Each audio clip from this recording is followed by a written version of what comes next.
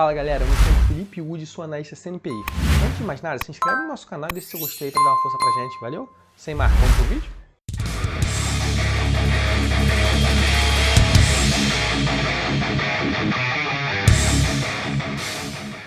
Continuando a apresentação de resultados do terceiro trimestre de 2021, hoje vamos falar sobre os resultados da AES Brasil, antiga AES Tietê, que passou por uma reorganização societária e entrou no novo mercado, a CSN Mineração, subsidiária da famosa empresa CSN e segunda maior exportadora de minério de ferro do Brasil, atrás somente da Vale, a Celulose Irani e a Uzi Minas.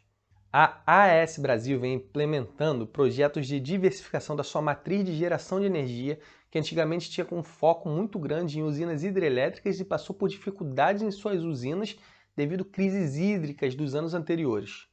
Seus projetos incluem contratação maior de energia através de outros parceiros, direcionados para segmentos renováveis de energia eólica e solar. A sua mudança operacional inclui uma estrutura bem maior de energia eólica, praticamente empatando com de usinas hidrelétricas, e ainda com um crescimento ainda tímido, mas promissor de energia solar. A companhia teve o seu lucro operacional caindo bastante trimestre contra trimestre e nos 9 meses contra 9 meses, considerando 2020 e 2021. Mas, segundo a instituição, isso foi algo programado, principalmente no que concerne ao terceiro trimestre, para reter energia contratada para uso nos trimestres posteriores. Isso ocorreu principalmente porque a empresa buscou aproveitar a crise hídrica para realizar maior compra de energia no período com um custo mais baixo. Por outro lado, com impacto não recorrente de 535 milhões de tributos diferidos, a AES Brasil conseguiu crescer absurdamente seu lucro líquido no terceiro trimestre, em mais de 700%, e 125% nos 9 primeiros meses do ano. As despesas da empresa cresceram um pouquinho, na casa de 55% no trimestre e 23% no ano. O impacto das despesas foi principalmente com investimento em serviços de inovação e tecnologia que podem impactar nos projetos de energia eólica e solar, por exemplo, inflação e dissídio associados a reajuste dos seus custos administrativos e operacionais, e investimentos realizados em ativos adquiridos para obtenção de sinergia nos seus negócios. A AES Brasil tem um caixa muito robusto de mais de 2 bilhões, mas praticamente todo ele foi obtido através do custo de capital próprio, novas emissões de ações e custo de capital de terceiros e emissão de debêntures. A geração de caixa operacional da companhia, propriamente dito, ainda é muito pequeno.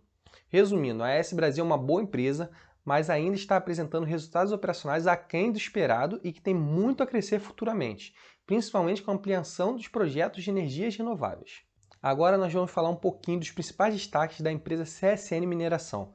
A CSN vem com uma crescente de produção nos últimos trimestres, impulsionada pela maior demanda de commodities no mundo, mas nesse terceiro trimestre apresentou uma sutil queda de 2,5% em relação ao trimestre anterior, mas ainda bem superior ao terceiro trimestre de 2020.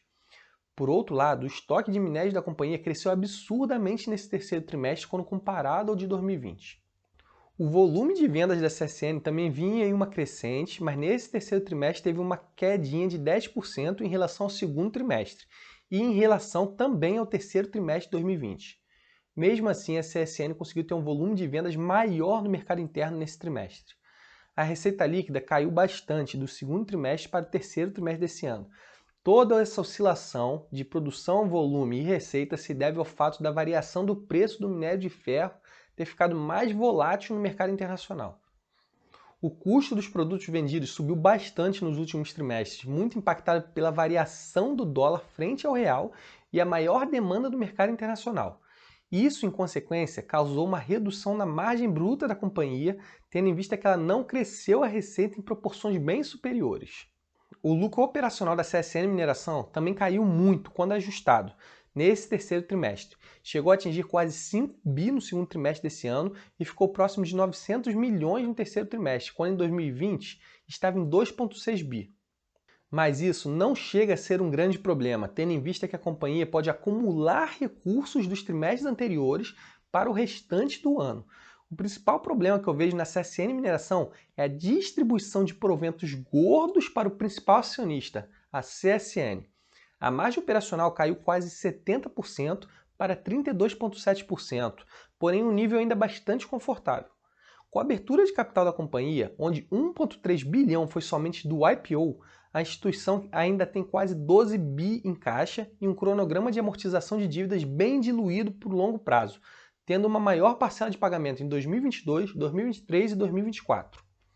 Todo esse caixa foi incrementado devido à forte geração de caixa que a CSN conseguiu durante a maior demanda pelo minério de ferro nos últimos trimestres.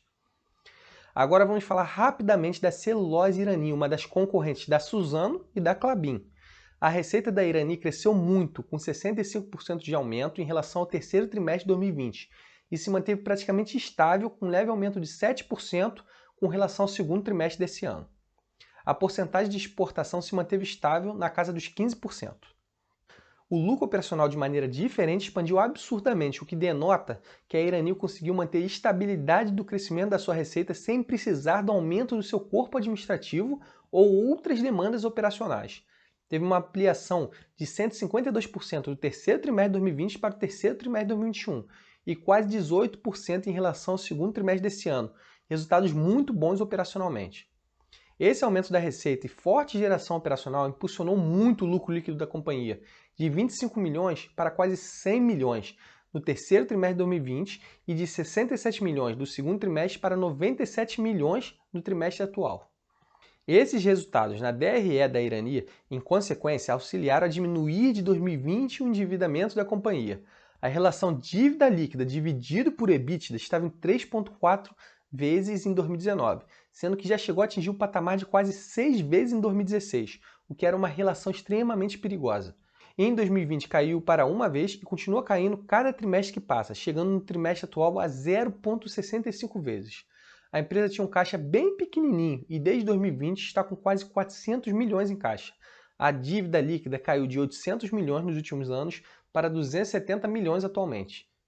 Por fim, vamos falar dos principais destaques da Usiminas. O lucro operacional da Usiminas caiu do segundo trimestre desse ano para o terceiro trimestre do mesmo ano, mas foi em decorrência de efeito não recorrente de provisão judicial do segundo trimestre que acabou ampliando o EBITDA e margem operacional para quase 53%. Sem considerar isso, a margem operacional ficou em 32%, bem superior ao 19% do terceiro trimestre de 2020 e com o lucro operacional superior do primeiro trimestre para trás. No segmento de mineração, o EBITDA já apresentou uma queda bem maior, mas esse fator ocorreu devido ao preço do minério de ferro no mercado internacional, assim como foi com a CSN Mineração e explicado anteriormente. Entretanto, a margem ainda continua acima de 50%, o que é um ótimo indicador. Na área de siderurgia, o resultado foi bem melhor, quando comparamos com os trimestres de 2020 e com o início do ano, a não ser em relação ao segundo trimestre de 2021, que foi excepcional, com resultados diferenciados. Entretanto, ainda assim, a margem veio crescendo e atingiu quase 26%. No segundo trimestre, bateu 45%. Até mesmo na transformação do aço da Usiminas, o crescimento também foi muito bom em relação ao terceiro trimestre do ano passado, praticamente multiplicando por 2 vezes a margem operacional. Do segundo trimestre desse ano para o terceiro trimestre, seguiu o mesmo paradigma dos segmentos anteriores. Essa variação dos indicadores financeiros seguiram o mesmo raciocínio na linha do lucro líquido, uma variação mais alta no segundo trimestre, acarretando uma margem líquida de quase 50% e uma margem líquida de 20% no terceiro trimestre desse ano, quando no terceiro trimestre de 2020 tinha apenas 4,5%, um crescimento realmente muito bom. O grau de endividamento da empresa é nulo, com mais caixa do que dívida, o que demonstra que a estrutura de capital é bem saudável e pode render bons frutos no futuro.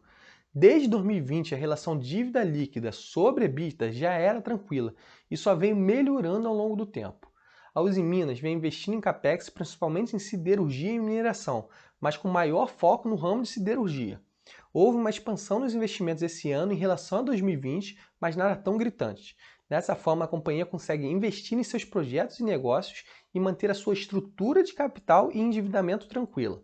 Pessoal, se vocês ficaram com alguma dúvida, comenta aí embaixo e não deixe de se inscrever no nosso canal, valeu?